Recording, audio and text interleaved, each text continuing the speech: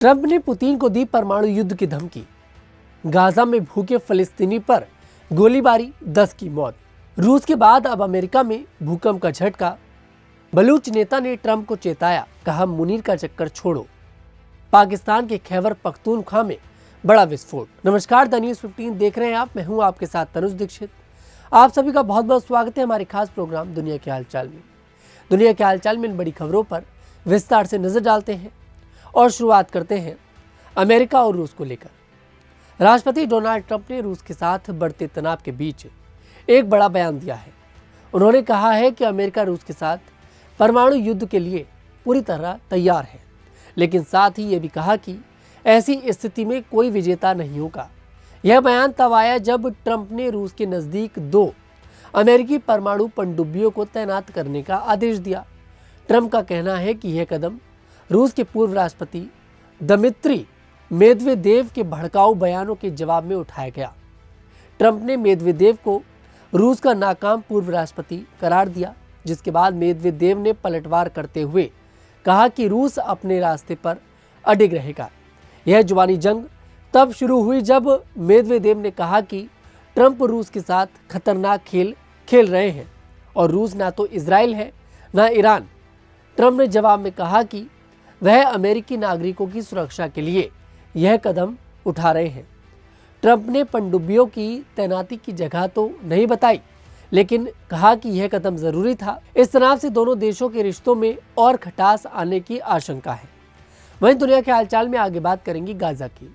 Gaza पट्टी के दीर अल बलाह में खाना लेने आए भूखे फलस्तीनियों पर गोलीबारी में कम से कम 10 लोगों की मौत हो गई। यह घटना इजराइल समर्थित गाजा मानवतावादी फाउंडेशन के 2 सहायता वितरण केंद्रों के पास हुई, जहां लोग भोजन लेने के लिए जमा थे। स्वास्थ्य अधिकारियों ने बताया कि यह गोलीबारी शनिवार को हुई, लेकिन इजरायली सेना ने इससे इनकार किया है।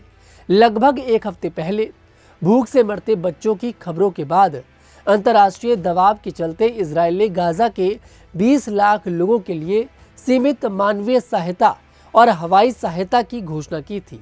हालांकि संयुक्त राष्ट्र और फलस्तीनी नागरिकों का कहना है कि सहायता अब भी बहुत कम है और गाजा के बाहर आपूर्ति का ढेर इजराइल की मंजूरी का इंतजार कर रहा है। प्रत्यक्षदर्शियों के अनुसार राफा शहर के राकोश क्षेत्र में 2 लोग मारे गए। खान यूनिस के नासिर अस्पताल में 2 शव और कई घायल लाए गए। इजरायली सेना का कहना है कि उसे इस गोलीबारी की जानकारी नहीं है। GHF ने भी अपने ठिकानों के पास किसी घटना से इनकार किया। स्वास्थ्य मंत्रालय ने बताया कि जीकिम क्रॉसिंग और अन्य इलाकों में इजरायली हमलों में कई लोग मारे गए, जिनमें एक परिवार के 5 लोग शामिल हैं। वहीं दुनिया के हालचाल में आगे बात करेंगे न्यूयॉर्क की। न्यूयॉर्क के न्यू जर्सी क्षेत्र में शनिवार देर रात भूकंप के हल्के झटके महसूस किए गए। अमेरिकी भूवैज्ञानिक सर्वेक्षण के अनुसार रिक्टर पैमाने पर इसकी तीव्रता 3.0 थी। न्यू जर्सी के हैसब्रुक हाइट्स, जो सेंट्रल पार्क से लगभग 13 किलोमीटर पश्चिम में है, और ब्रुकलिन बरो में लोगों ने हल्की हलचल और कंपन महसूस किया। स्थानीय निवासियों ने बताया कि भूकंप के दौरान हल्की आवाजें सुनाई दी और दीवारों में कंपन हुआ। एक निवासी ने कहा कि रात में अचानक जमीन हिलने का एहसास हुआ, जो कुछ पलों तक रहा, लेकिन शुरू में उन्हें समझ नहीं आया कि यह भूकंप है।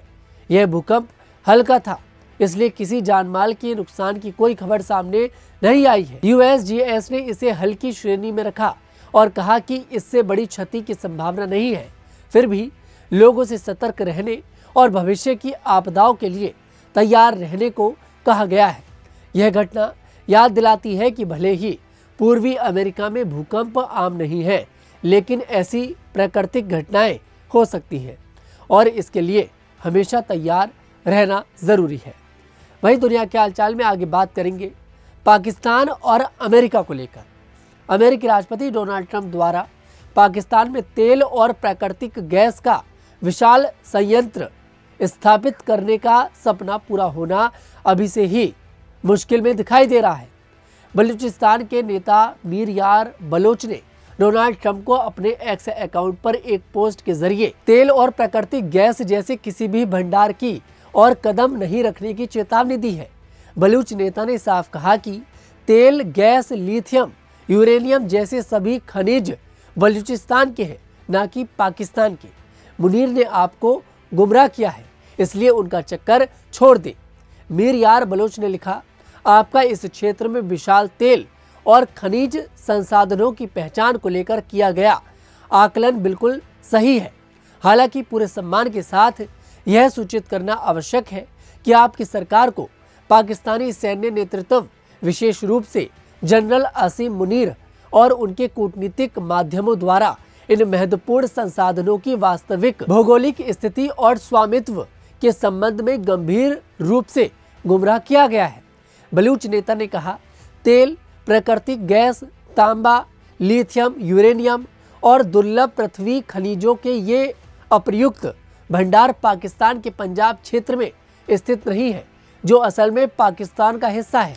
ये भंडार बलूचिस्तान गणराज्य के हैं, एक ऐतिहासिक रूप से संप्रभु राष्ट्र जो वर्तमान में पाकिस्तान के अवैध कब्जे में है।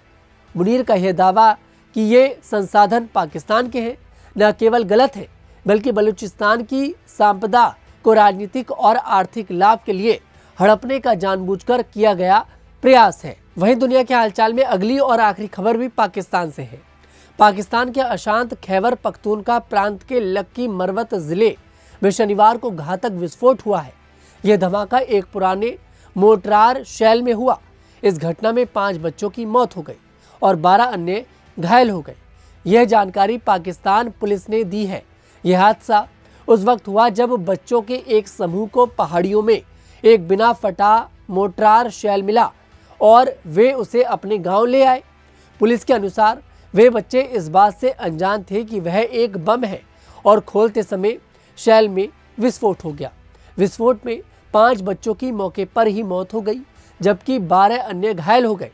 ब्लास्ट के बाद रेस्क्यू टीमें तुरंत मौके पर पहुंची और मृतकों व घायलों को पास के सिटी अस्पताल पहुंचाया गया।